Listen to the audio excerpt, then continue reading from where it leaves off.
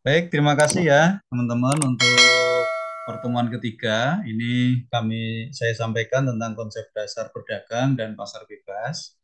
Ya, nanti saya sampaikan, kemudian nanti kita diskusikan bersama ya. Jika ada yang kurang dipahami ya, mungkin ada yang mau ditanyakan, termasuk nanti kondisi terkini, misal seperti apa, kita sharingkan sama-sama ya sehingga kita terus update ya kita terus update perkembangan apa namanya tentang bisnis ini karena bisnis ini akan terus berkembang ya mengikuti perkembangan mengikuti perubahan yang ada. Yang pertama tentang kita sampaikan konsep dasar globalisasi. Teman-teman semua ya kami globalisasi diartikan sebagai tidak adanya batasan atau hambatan dalam perdagangan dengan negara-negara lain ya. Jadi hari ini sudah era globalisasi ya. Tidak ada lagi batasan-batasan atau hambatan dalam perdagangan. Jadi negara-negara sudah terbuka ya, sudah mulai terbuka. Ya walaupun nanti ada beberapa kebijakan-kebijakan tertentu ya yang dibuat oleh negara tersebut. Tapi secara umum ya era globalisasi ini sudah berjalan. Jadi sudah tidak ada batasan lagi.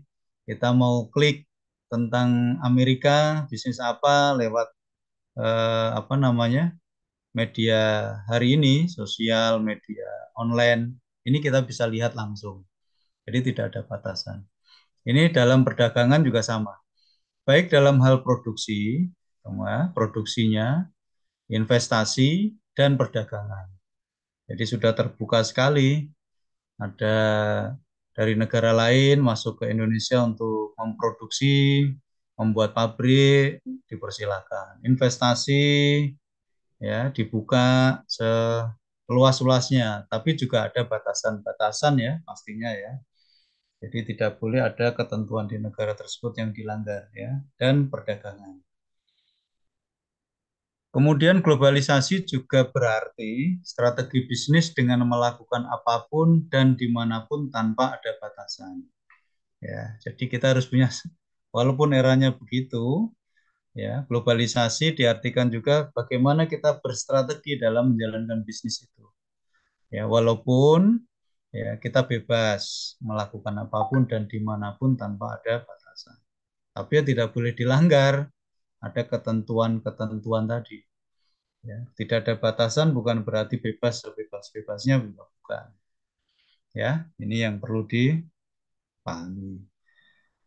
Kemudian ya, tidak ada definisi pasti tentang globalisasi. Bisa juga globalisasi itu diartikan bidang ekonomi ya global, produksi atau bidang SDM atau bidang-bidang yang lain ya, pemasarannya dan seterusnya. Jadi globalisasi bidang ekonomi di bidang produksi ini sudah SDM ya, kita bisa kirimkan ke berbagai negara sesuai yang dibutuhkan. Ya, itu ya konsep dasar globalisasi. Kemudian menurut Parker ya 2005 globalisasi mempunyai karakteristik ya. Jadi menurut Parker ada beberapa karakteristik globalisasi ya. Yang pertama tumbuhnya hubungan yang meliputi seluruh dunia gitu. Jadi eh, karakteristiknya seluruh dunia ini terhubung dengan adanya globalisasi ini ya. Jadi sudah dunia seperti daun kelor itu ya, ada istilah-istilah itu karena kita bisa melihat belahan bumi manapun dalam hitungan yang sangat cepat gitu ya. Jadi semuanya terhubung. Yang kedua, adanya perubahan yang cepat tadi saya sampaikan ya, dan tidak terus-menerus. Jadi adanya perubahannya sangat-sangat cepat gitu ya. Dan ada tahapan-tahapan di sana. Perubahannya itu terus gitu. Kita harus mengikuti perubahan itu. Ya, jadi nanti perubahan itu sebuah keniscayaan ya pasti dan kita pun juga harus berubah ya dari kecil ke besar ya dari yang dulunya masih anak-anak sekarang sudah dewasa. Ini kan adanya perubahan ya. Ini sebuah keniscayaan pasti terjadi. Ya, dulunya pakai media semuanya offline, sekarang sudah mulai ada online. Ini perubahan dan ini akan terus adanya perkembangan ya, walaupun tahapan-tahapan dilalui.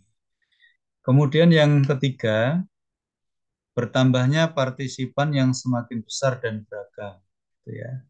Dengan adanya globalisasi, dulu mungkin hanya regional, misal ASEAN, Indonesia dengan Malaysia, misal ASEAN, ya, dibukanya keran, ya, adanya kerjasama. Tapi dengan globalisasi tidak hanya dengan itu, Asia, bahkan Eropa, ya.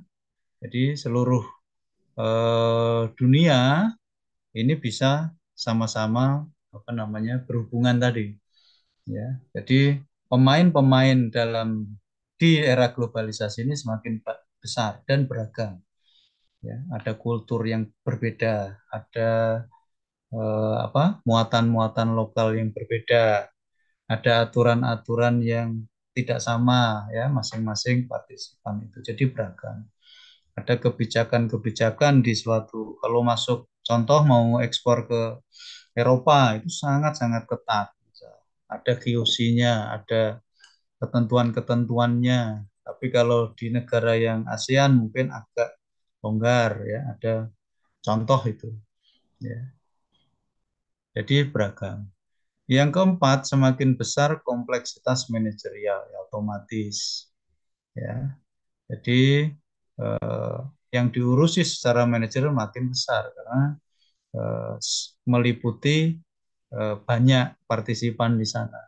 Yang diurusi juga semakin jangkauannya juga semakin besar ya, maka makin kompleks urusan-urusannya termasuk di manajerialnya. Itu ya menurut Parker ya karakteristiknya itu. Selanjutnya saya sampaikan tentang alasan ya yang mendorong dilakukannya globalisasi. Yang pertama adalah untuk memenangkan persaingan ya. Jadi antar negara, antar masing-masing itu pasti ada persaingan di sana. Ya, pengen semuanya maju ya. Maka dia mendorong agar bisa bersaing, agar nanti duduk berdiri sama tinggi, ya duduk sama rendah dengan negara lain, dia harus melakukan hal ini. Ya, dia harus mengglobalkan diri, tidak hanya lokal muatannya. Ya, jadi harus ada kerjasama nanti, adanya hubungan dengan negara-negara yang lain yang bisa mendorong untuk cepat besarnya ya menjadi negara yang besar, bukan negara yang kelas tertinggal lagi gitu ya. Jadi untuk memenangkan persaingan. Yang kedua, untuk dapat mengendalikan biaya otomatis. Ya, dengan globalisasi nanti ada dibuka pasar atau perusahaan di Indonesia misal ya. Jadi Toyota buka di Indonesia misal seperti itu. Nah, itu untuk mengendalikan biaya ada brandnya, brand kantor pusat perwakilan di Indonesia itu untuk mengendalikan biaya. Kalau semuanya diurusi oleh kantor pusat, ya, misal di pusatnya di Amerika, misal atau kalau eh, dari Jepang, itu misal ya yang otomotif itu biayanya pasti akan makin tinggi. Tapi kalau bisa di eh, apa namanya tadi di dengan era globalisasi ada tempat-tempat pabrik yang apa, di Indonesia, di Cikarang misal itu kan pabrik banyak. Itu untuk adanya pengendalian biaya ya, cost-nya bisa ditekan.